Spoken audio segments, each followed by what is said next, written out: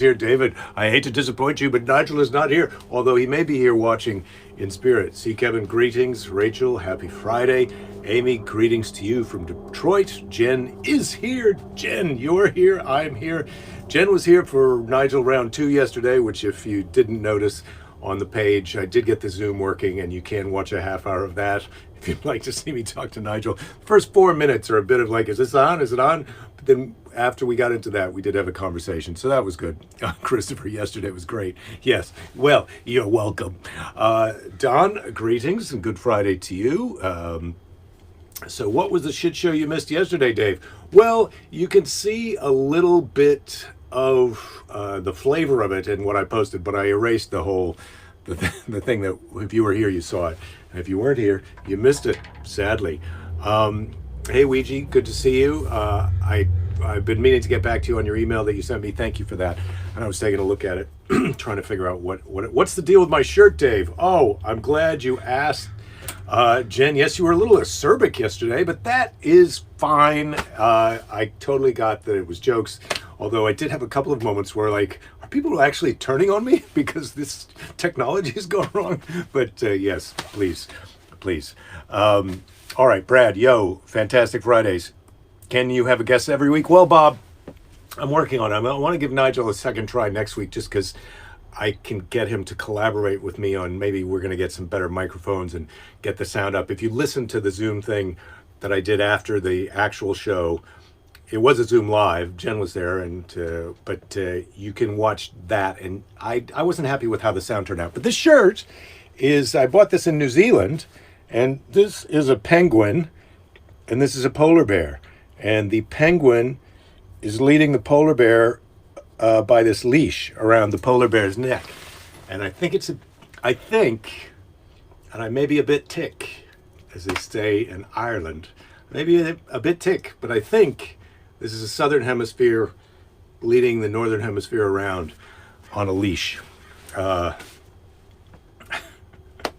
You popped in for a second from the kayak, but your hands were frozen solid. Oh, God.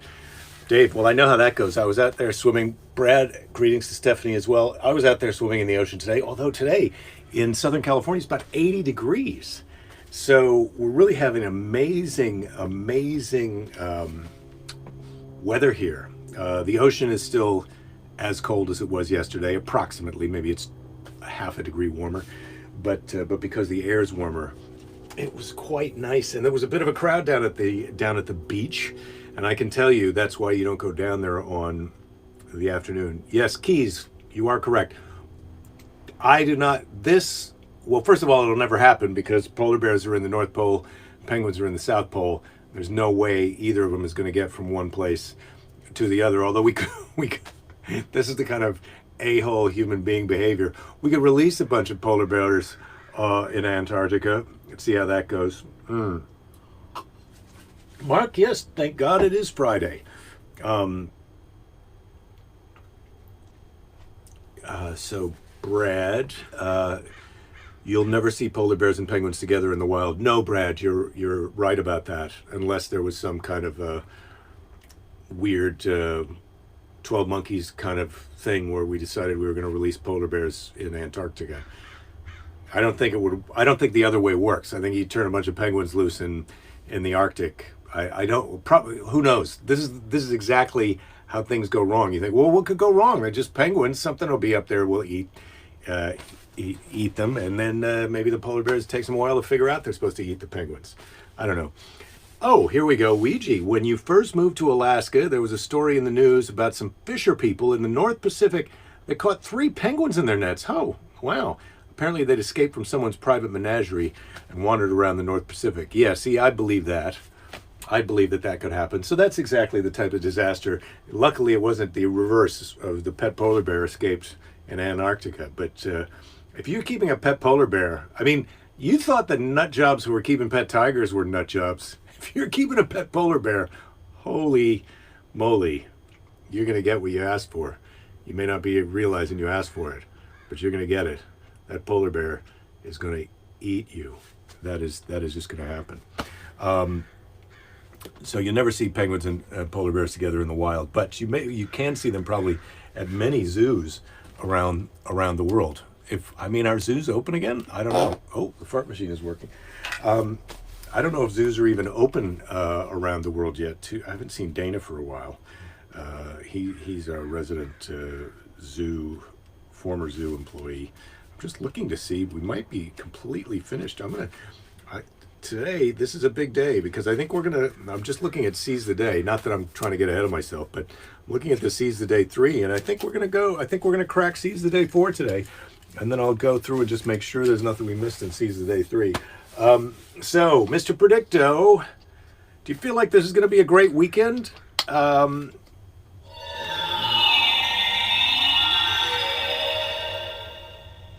Ask later when the time is right. Mr. Predicto, all right, I will ask later when the time is right, but it is the weekend for a lot of us already. Okay, Keys, you're saying you've been to South Africa and you and Uma saw penguins. They don't look like a good pet. No, they don't. I've seen penguins in New Zealand too. They don't look like a good pet. I mean, they're interesting to watch, but I guarantee you they smell bad and they can hurt you with those beaks. Uma's saying, I think you need a really big pooper scooper if you had a polar bear. Yeah, I think the poop is going to be the least of your problems with the polar bear. I could be wrong. We'd have to talk to someone who's got a pet. No, the poop is a huge problem. But I think the real problem with the polar bear is going to be the getting him enough food and then trying not to become enough food for the polar bear. Jen says, I'd watch Polar Bear Godzilla King of the Monsters. Yeah, I would too, if that's a thing. If that's a real thing, if there's a polar bear versus Godzilla, I'm in with it. Columbus Zoo has been open and you had to get advanced reservations until recently. Interesting. Yeah, oh hi, there's a lot of states where people are doing a lot of things that I wish we could do. Whoever gave up on Jake's technical challenge yesterday missed a pretty good part too. Oh, Wade, thank you. I will admit the 10 or so minutes of trying to find Nigel didn't leave us much hope. The cell phone saved part 1. Yeah, well, we part 1 was a mess. Part 2 did turn out a little bit. I'd watch Polar Bear King too. Yes, Tiger King, Polar Bear King, I would watch that. Yeah. If that's a thing, Polar Bear King. I can't imagine how little would baby polar bears have to be before you would trust yourself to be in a photo with a small polar bear. No thank you. No thank you. Hi Flavia. Brad, 3-day weekend, Dr. Martin Luther King Jr. Day. Oh, I didn't know that was this weekend. Now I do. I stand helped, not corrected, because I wasn't under a misconception. But my daughter did tell me it was a 3-day weekend. She didn't mention Dr. Martin Luther King. And I don't think she's racist, but I'm going to have to check in with her on that.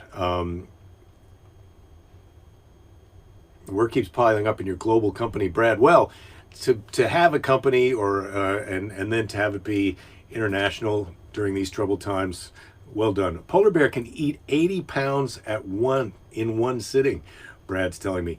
That is a lot. Although I think after an 80-pound sesh, polar bear is probably going to take a couple days off the buffet. Polar bears, yes, they might shed. But again, oh, you've got Maine Coon cats? I had a Maine Coon cat too. Yeah, they lose a lot of fur. 3 days with your kids, Jen. Yeah, you got to check the calendar. But I'll be here on Martin Luther King Day, if that's helpful at all. Kids love this show. You can have them watch that.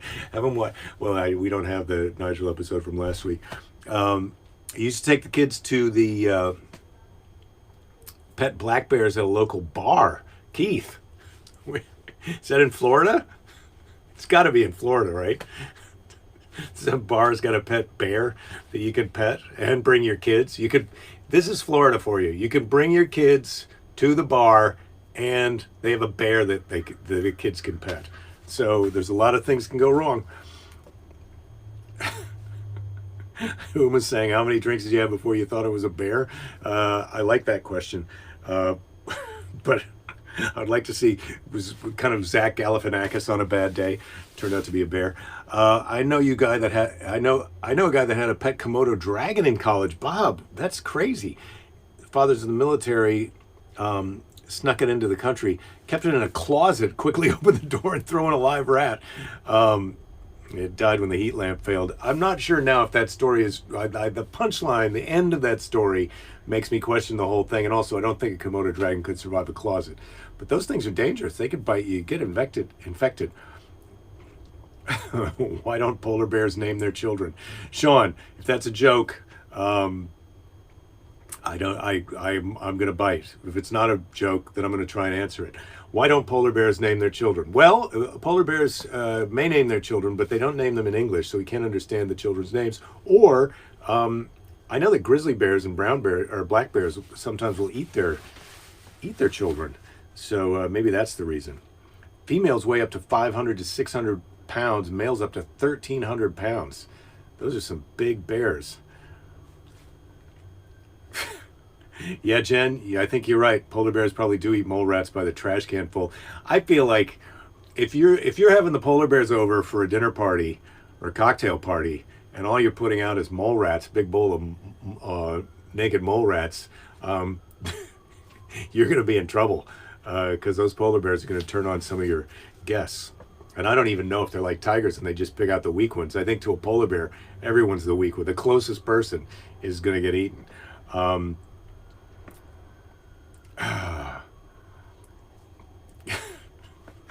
Yeah, Don, you're right. Bears and bars with kids. That's what you love about this crowd. We have connections to all the classy pastimes. Well, I think we're also of a certain age where we've done a lot of stuff. I mean, look, I have to admit that I haven't been to a bar where there was a bear that you could pet. But if I was driving by a bar that said happy hour, you know, they wouldn't even have to have a happy hour if they had a live, but it said pet the live bear, and it was also a bar. I'm in on that. All right, Rich, good to see you. Jen, Chooch. So what else do we have for today? Let's get a question out of the question box. That went so well yesterday. If you owned a boat. Now, okay, this is the premise of the question. If you owned a boat. Now, there's so many great questions you could ask after if you owned a boat. And the question that I would ask would be, where would you sail it to? Or would you like would it be a sailboat or a motorboat? Or would you rather be on an ocean or a lake? Or would you like to sleep on your boat? All of those questions I like better than this question. If you owned a boat, what name would you choose for it? And this reminds me of one of those, when they were going to name one of these ferries. I can't remember if it was an Alaska ferry or a Seattle Pacific Northwest ferry. But if I had a boat, I would name it Boaty McBoatface. And I would like it to be a sailboat, not a motorboat, I think. I haven't really completely thought this through, but I've always thought it would be great to be able to sail. And then I'd like to be on the ocean, and I'd love to be able to sail from here to Hawaii and then to New Zealand. And I understand the trip back is what kills you. So I'd sell the boat when I got there. Boaty McBoatface. It's bad luck to rename a boat, so enjoy it. Maybe I should name the boat a better name than Boaty McBoatface if I want to sell it and it's bad luck to rename your boat. But there you go. You make mistakes when you're doing things, when you're answering wishes out of the question box. Sometimes if you have to live with the answer, it's going to be tough. How is it this day and age you can wrestle a midget but not a bear? Keys. Well, I think you know the answer to that. And I don't want to besmirch any little people, so I'm not even going to try.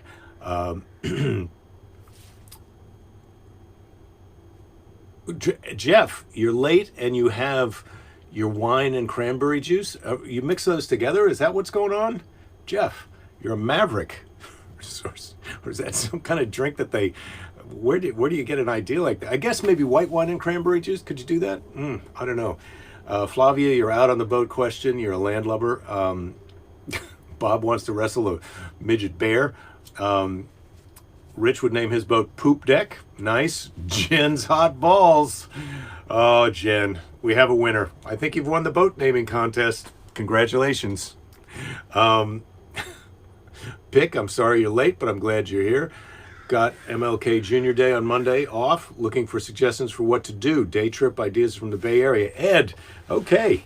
What can you do in the Bay Area with the day off? Well, is what's open? Are you even allowed to do anything? Isn't Gavin Newsom up there patrolling you all the time? Jesus, he's surrounding the Capitol with the National Guard. I don't think he gets fully that we're in California. I don't think that people are going to attack the capital of California. But then again, what do I know? And this is why I'm not the governor. Failed to get elected numerous times. Keys, you've done Ragbri a number of times, and I have. You've seen midget wrestling and midget bowling. I saw. I don't know if we're even allowed to say midget, but I saw Little People boxing when I was in Thailand. I did see that. Butterdick boat, Jen. You're still trying, even though you've already won. Cindy, if I owned a boat, I wouldn't be nagging my boat-owning friends all the time to spend a day on the Mississippi in the summer. Yeah, when we lived in La Crosse, Cindy, my dad had a pontoon boat that he bought after some kind of terrible storm it was bushed like 3/4 of a mile inland. It was after a big flood, and he fixed it up. We went out on that pontoon boat, had some really nice times. And you do mix wine and cranberry juice.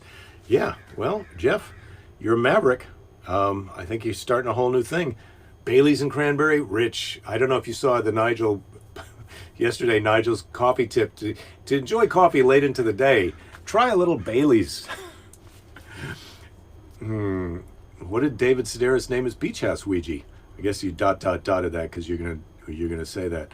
Drive north on Highway 1 and stop at all the ocean viewpoints. Yeah, Brad, that is a great California thing to do. I like to get out on Highway 1, although I think on a holiday, maybe Highway 1 isn't the best. Bob, that could be your new mission, Jake, for governor. Yeah, I think if I had my druthers, I'd rather be a senator and, I don't know who's filling Kamala's seat. Well, I think that's already happened. What's with the bruises on my arm? Yeah, I can't tell you. I'm old. Banged myself into stuff. Belinda grabbed me and gave me a stern talking to. Yeah, Keys, that can happen. He named it C-section. I like it. And I knew that, Ouija. I just read his book. The Theft of Finding, and then also the Calypso. So I did know that, but I'd forgotten it. So it's not fair to even say it. Robinson, hello. You're a little late, but good to see you. Does look like a Belinda grab. Yeah, she could be a little vigorous sometimes. Get a hold of me. Shark attack. No, not a shark attack. I haven't been attacked by a shark. All right, how about a little trivia? And that's good for a Friday happy hour. How are we doing on time? Well, we've still got plenty of time left in the show. All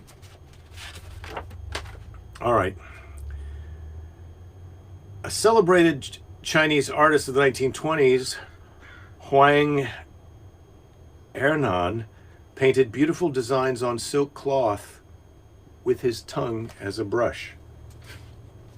That is an interesting piece of trivia. Somebody painted... Well, it's Chinese artist in the 1920s. I think you're going to get some bad repercussions getting paint on your tongue. That is not recommended.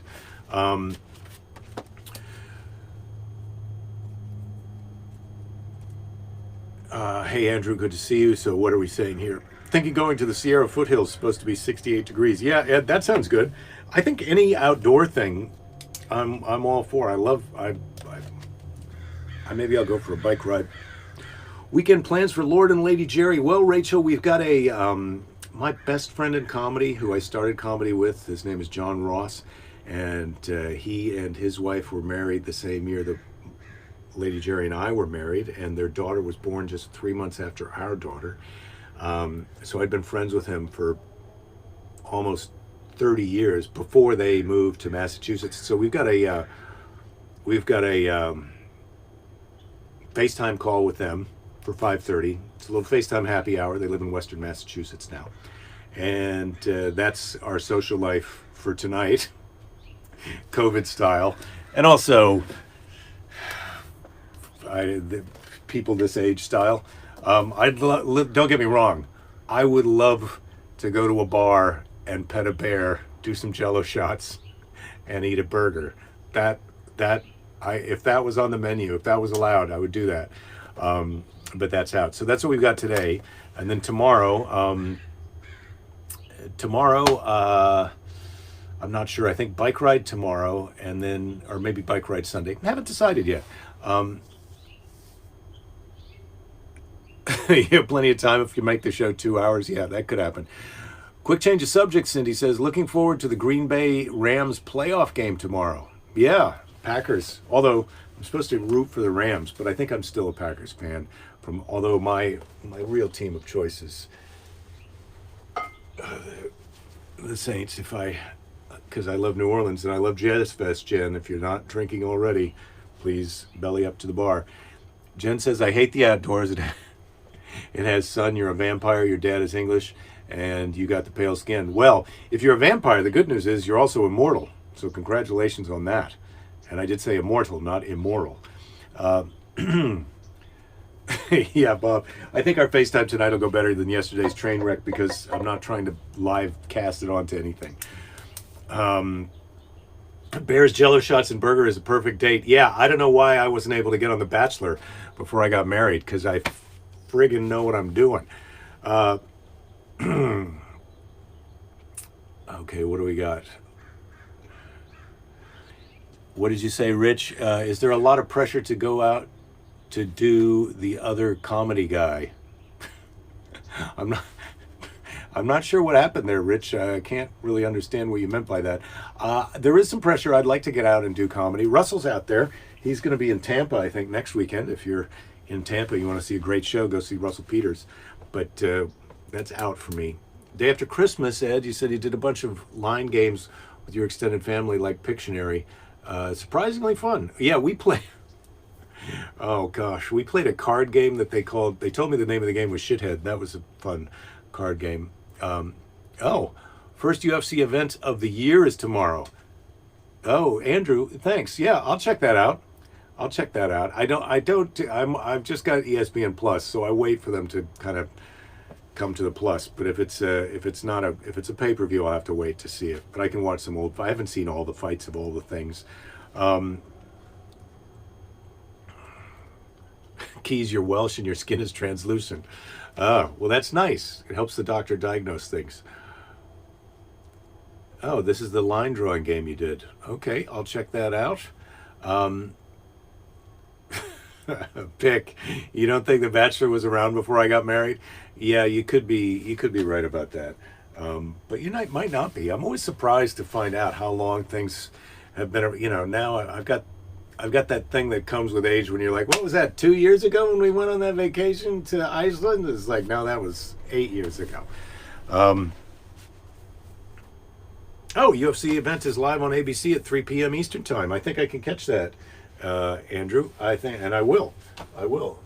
Maybe I'll wear that Saints hat for the UFC fights. I don't know. I haven't decided. I almost bought a new gi today. There's these online places where you buy the gi, which is the heavy duty pajamas that you wear when you're fighting, which is supposed to simulate if you're in an altercation with a guy who's got clothes and you can grab the collar, but it's durable so you don't tear it apart. Otherwise, you could wear your street clothes, but you just rip them apart. Anyway, I have plenty of gis, but I got one of these catalogs and they try to get me to do more. Bob, I think you were more in the age range for the dating game. Bob, yes, of course, I watched the dating game, but I think by the time, Kevin Nealon was on the dating game, but I think by the time I was in LA in my later 20s, the dating game was kind of done, or it was obviously not a thing that people would do. People would do in show business. That was back from a time in show business where if you hosted a talk show, you could never act in anything. And if you acted in a TV show, you might not ever get a role in a movie. And now you can do whatever you want and you're going to get to do all the things everywhere. Now you can go on Instagram and just lip sync videos of the president and then get your own Netflix special. That can happen. So all bets are off. Maybe that's what I need to start doing, is lip syncing president videos. Let's hope by Joe Biden might be fun to lip sync, and there may not be a lot of people doing it. I don't know what that Sarah Cooper's doing nowadays. Her career is off to the races. So just leave it to me, Sarah. Let me in the fun meter on a Friday. Oh, I just glanced at it, and it's in the red zone. Hubby's bringing home fish dinners shortly. Oh, you can't go wrong with Wisconsin fish fry. Yeah, you're right about that, Cindy. We've discussed that here before, haven't we? Here we go. I'm going to take my temperature. Keys, you think Andy Kaufman was on the dating game? 97.8. I'm doing fine. Watched the dating game and the newlywed game as a child. Still thought it was funny. Yeah, I did too, Flavia. I thought the dating game and the newlywed game were funny and so sweet. Except for the notable. I mean, and I never even saw the famous newlywed game. You know, where it's like name a place where you and your husband like to make whoopee, and the wife says, "In the butt, Bob." Yeah, that was a good story, but I don't know if it ever happened. Dating game might have been tough on me back then, Bob. Or you're right. Yeah, I don't think I could have. I'm an exotic piece of bait. I was lucky to find Lady Jerry. But the good news is, when you're fishing with exotic bait, you don't have to throw a lot of fish back because you're waiting for just the right one. Andy Kaufman was on the dating game. Yeah, that's interesting. I wonder if I suppose we could probably watch that easily. This is weird. Salvador Dali was on What's My Line? Wow, that is weird. You would think everybody would know who Salvador Dali was, but that was before the internets, wasn't it? And also, I guess Salvador Dali was maybe not as famous. You know, here's the interesting thing I know about Salvador Dali. He had a brother born before him who died before he was born, and then his parent and his brother, his dead brother's name was Salvador. And when Salvador Dali was born, they named Salvador Dali after his dead brother. Like, well, we always wanted a kid named Salvador, so this is take two. And that is how you wind up painting a melting clock. Oh, Bob is saying that Bob Eubanks confirmed in an interview that In the Butt actually occurred. Well, thank you, Bob. Thank you, Bob. Dave says he saw it.